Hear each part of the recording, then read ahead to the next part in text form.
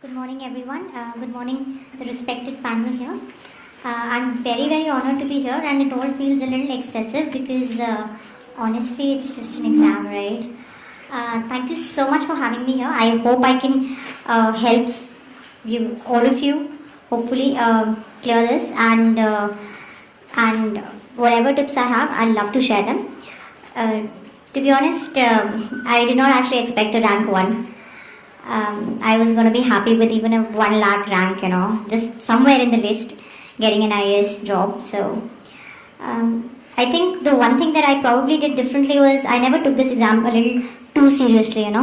I didn't think my life depended on it, and I didn't think that if I didn't clear, then what will I do and where will I go? And this wasn't about my ego. I was very clear on what I wanted out of this, and I was very clear why I was doing this, and I'm hoping that worked. Um, I don't really see why anybody should be working 20-hour days on this. Honestly, I never could. Probably 2 days before the exam was when I would start panicking or doing the 20-hour days. But other than that, I think what you need to do is be consistent and at least be sincere. And you're not showing this to anybody that you're studying so much. You're actually doing it for yourself. So whatever you study, be honest about it and genuinely study when you're in front of your books. Don't sit and daydream and don't waste your time and don't tell yourself I've done 20 hours today, but in honestly you could have finished that whole thing in 3 hours. So that is one thing that I did. I did not waste my time. I mean, I have a lot of hobbies. I can't live without most of them. So I studied whenever I wanted to study and not beyond that. So as far as clearing the exam, the mains part goes, I mean, I'm just going to come to the topic because I don't think there's any point beating around the bush, right? So, as far as the writing part of mains is concerned, I was very crisp and very precise in what I wrote this year. And you know how we try to tell a story, we know like there's a huge question and we know like 1% of it. So, what we do is we write that 1% and then we repeat it 500 times in 500 different ways, hoping that the examiner will not notice. And since there is a word limit of 250 words or 200 words, let me just finish that. And you keep writing the same thing in 500 different ways, and then at the end of it, you tell yourself, yes, I've attempted everything. I did that in 2013. I did do that, and this year I realized all that happens is you waste your time and you basically come out with a huge ache in your hand and your fingers. So I didn't do that. I wrote whatever I knew. I skipped questions where I did not know the answers. And if I knew 10%, I would write 10%. If I knew 40%, I'll write 40%. And I did not bother about the word limit. And I would really recommend that please don't bother about that. Write whatever you actually know. Don't try to fool the examiner. He's reading 13,000 copies. Right? I mean, it's just not going to work. I mean, I did that. I did that last year. So the good thing that I can do is I can honestly judge myself. So it helps to be able to be critical of yourself and your performance and in all reality, and not blame the circumstances and not blame the examiner and not blame the question paper. It helps. Yeah, you can at least improve yourself, right? You can't improve the external circumstances. So work with that. So I did not waste my time in the exam by beating around the bush and writing about things that vaguely resembled what they had asked in the question. Because that's another thing we do, right? We write vague answers. So we go in all directions and sometimes you miss the point of the question completely. So what I do is I keep reading the question again and again while I'm answering it, just to keep myself on track.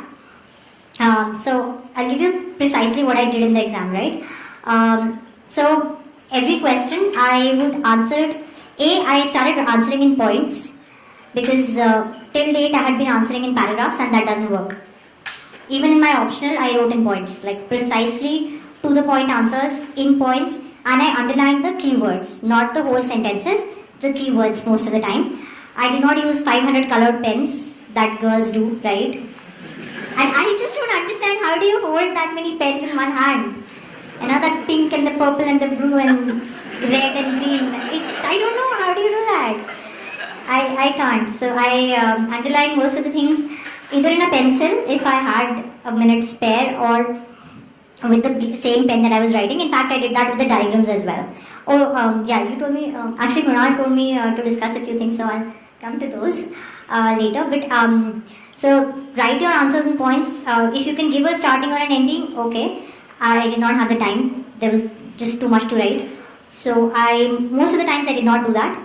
If you can form a diagram somewhere, go ahead, make that.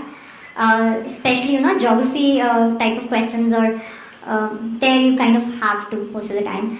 And even in paper 3, I think you can make some diagrams. Or then, what else? So yeah, that's about it. I mean, don't lie to the examiner, he's not an idiot.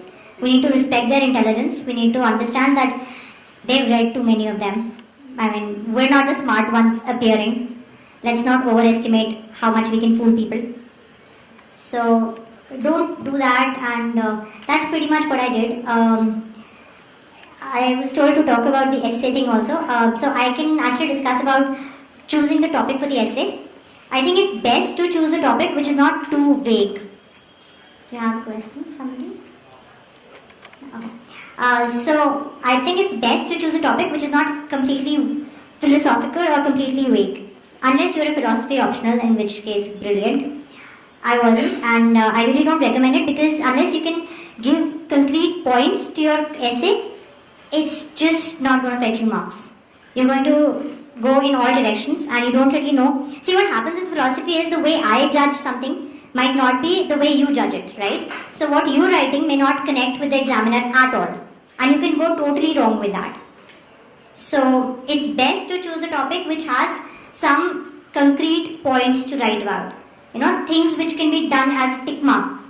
Any essay that you can write in points, choose that, because that means you have certain things to write about. The structure of the essay is very important, because your flow should be in one go. It shouldn't look disconnected paragraphs put together. It should actually look like it comes from the previous paragraph. So you need to be very careful about your structure. I gave subheadings and I underlined in my essay as well. Also, in a couple of places, I think I do diagrams. So this is not nice, pretty diagrams, because I still draw like I'm in class 2. So my diagrams are extremely ugly. I still do them because what you do is you do mind maps, right?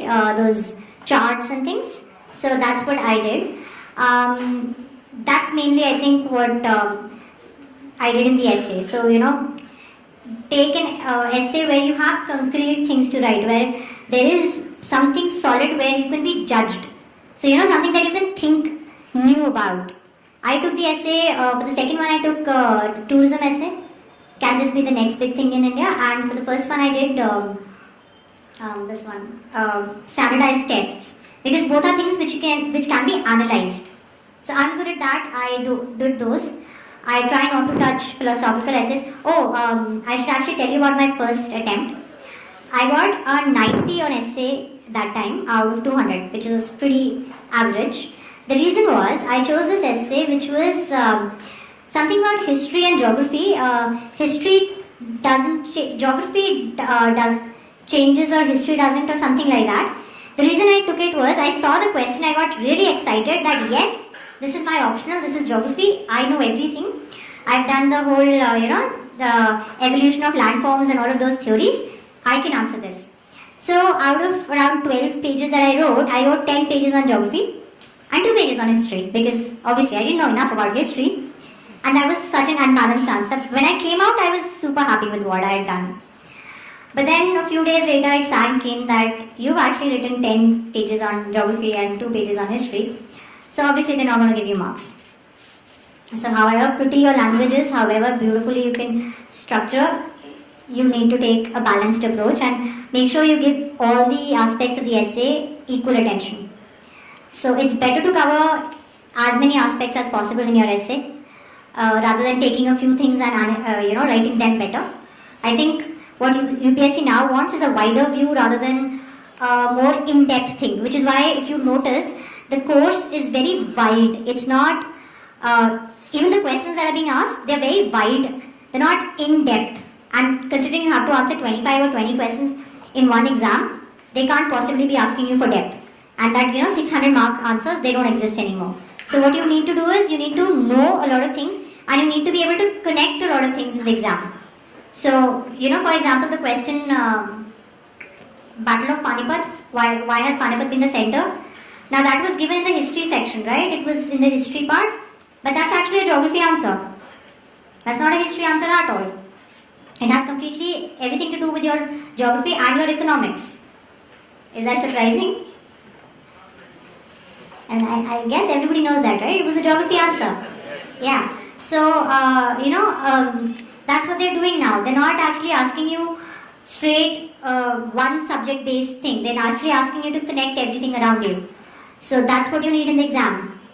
And which is why what matters is your ability to think and your ability to analyze. So you guys actually study in an environment where you have a lot of equally talented people around you, and that actually helps a lot because you can analyze everything with people around you and you can discuss everything.